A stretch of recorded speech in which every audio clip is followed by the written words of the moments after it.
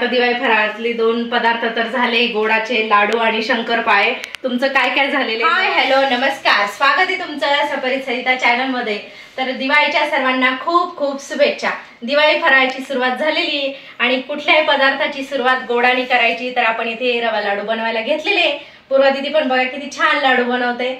आणि इकडे आपले एवढे लाडू तयार झालेले, अजून लाडू बनवायचे. आणि इकडे नैवेद्यासाठी लाडू बनवलेले, म्हणजे जे अगोदर बनवतो ना आपण पदार्थ तो बाजूला काढून ठेवायचा, आपल्याला लक्ष्मीपूजनसाठी पूजेसाठी लागतो ना, म्हणजे नंतर वाटलं मुलांनी यातलं खाल्लं तरीही चालेल. आणि हे आपण सेपरेट बाजूला सर्व पदार्थ एका ठिकाणी करून जे जे आता पदार्थ बनवू ते काढून ठेवू.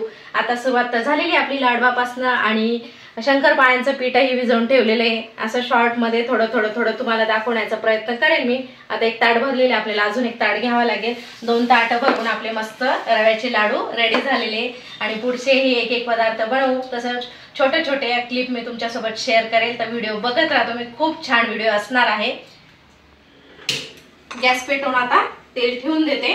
लाडू झाले आपले आणि आता ते सेट करायसाठी ठेवलेले हवेशीर. आणि मग नंतर जेव्हा सेट होतील आणि त्यानंतर मग आपण डब्यात भरून ठेवू. आणि इकडे आपल्याला पूर्व दीदी शंकरपाळ्यासाठी जी पोळी असते ती लाटून देणार आहे आणि कटई करून देणार आहे. आणि मी इकडे तळून घेणार आहे. शंकरपाळ्या अगदी कमी गॅसवर तळायचे, म्हणजे छान लेअर्स येतात. आणि भरपूर टिप्ससह आपण रेसिपी मागच्या वर्षी केलेली. आता मला वेळ नाही, जास्त घाई आहे, त्याच्यामुळे आता काही तुम्हाला डिटेल्समध्ये रेसिपी काय दाखवत नाही. तुम्हाला जर पूर्ण रेसिपी बघायची असेल तर आपल्या चॅनलला जाऊन बघा. आणि मी यावर्षी पोस्ट पण केलेलं आहे आणि त्याखाली लिंक दिलेली आहे प्रत्येक रेसिपीची, तर ती जाऊन बघा तुम्ही.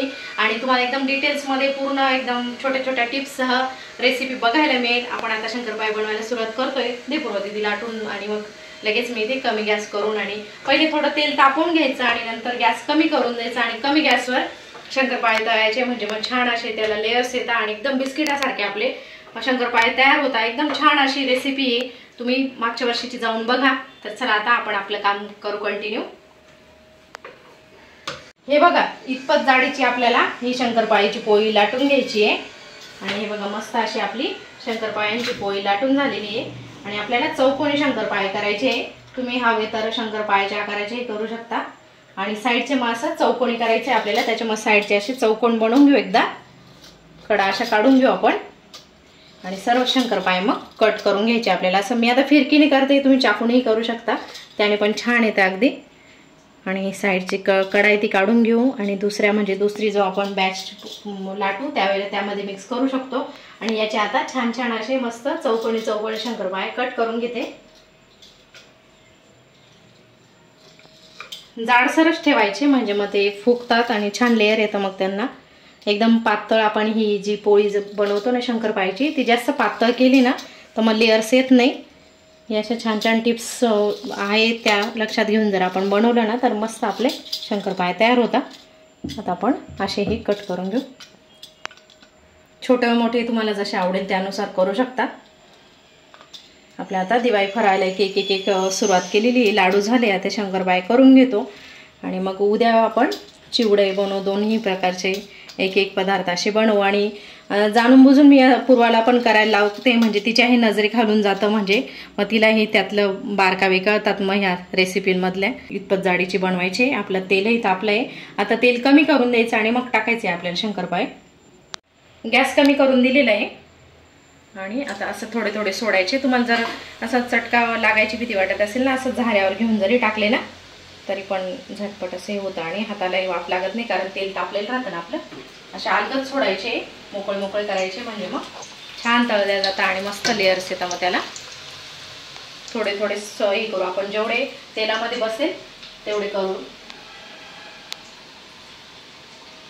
आता माझं सकाळपासून घरातले कामं आवरले आणि त्यानंतर मग आपण फराळाला सुरुवात केलेली. अजून आम्हाला जेवणही करायचे आणि त्याच्यामुळे मग तयारी काय केलेली नाही. त्याच्यामुळे माझ्या अवतारावर काही जाऊ नका.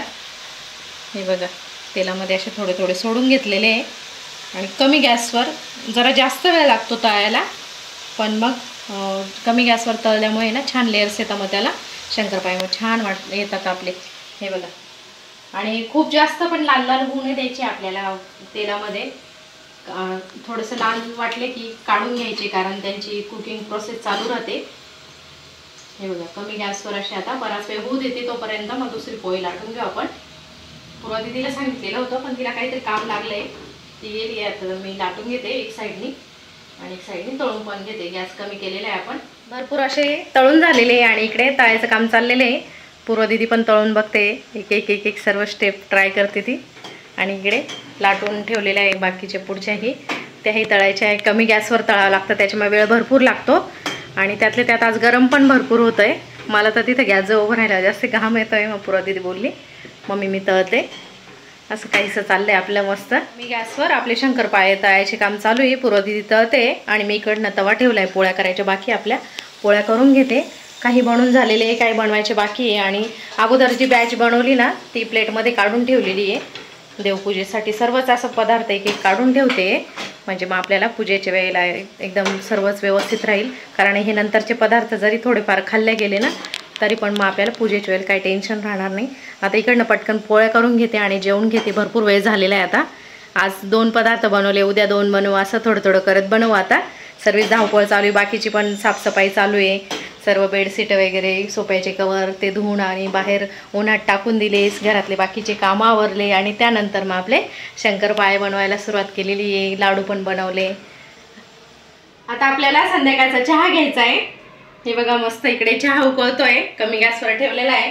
आणि आपण आता जे पदार्थ बनवलेले ते डब्यामध्ये स्टोअर करू. आपण शंकरपाळे आणि लाडू बनवलेले, सकाळची कामं आवरले, त्यानंतर मग शंकरपाळे आणि लाडू बनवले, मग नंतर जेवण केलं, भांडे आणि सर्व घरातलं आवरलं, थोडासा आराम केला. तोपर्यंत आपले लाडू पण आता सेट झालेले आणि आपण आता चहा पण घेऊ आणि लाडू आपण आता डब्यामध्ये भरून ठेवू. हे बघा शंकरपाळे पण खूप छान झालेले आपले, एकदम मस्त असे बिस्किटासारखे आपले शंकरपाळे रेडी झालेले. आणि लाडू पण बघू शकताय तुम्ही, एकदम गोल गरगरीत असे छान. तर आता थंड झाल्यावर मस्त सेट होतात ते आणि मग ते आपण आता स्टोअर करून ठेवतो.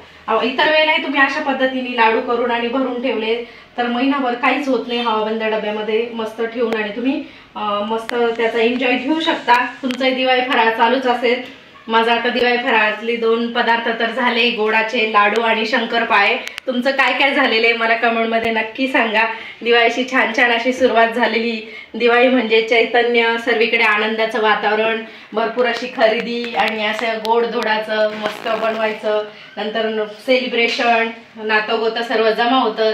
एकदम म्हणजे वर्षभराचा जसा काही थकवा निघतो दिवाळीमध्ये असं म्हटलं तरी चालेल. आता एवढं घर वगैरे आवरलं, इतकं थकलेला असतो आपण महिला पण. त्यानंतर मग असं पदार्थ बनवायचे आणि नंतर दिवाळीचं सेलिब्रेशन, त्याच्यामध्ये सर्व विसरून जातो आपण का आपण किती थकलो होतो, किती कामं केलेले.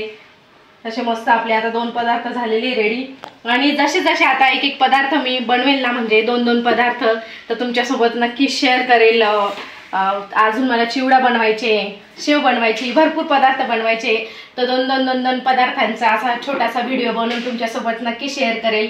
तुम्हालाही मी कशा पद्धतीने फराळ बनवते आणि माझं कसं रुटीन येते बघायला मिळेल. तर चला आता व्हिडिओचं इथेच एंड करते, बाकीचे लाडूही भरून घेते. तर तुम्हाला सर्वांना दिवाळीच्या खूप खूप शुभेच्छा. हॅप्पी दिवाळी. आणि आपण आता व्हिडिओ असेच कंटिन्यू करू. तर बघत राहा तुम्ही, छान छान व्हिडिओ येणार आहे आपले. तर चॅनलला नक्की सबस्क्राईब करा आणि भेटूया पुन्हा अशा छान छान व्हिडिओ. तोपर्यंत सर्वांना बाय बाय.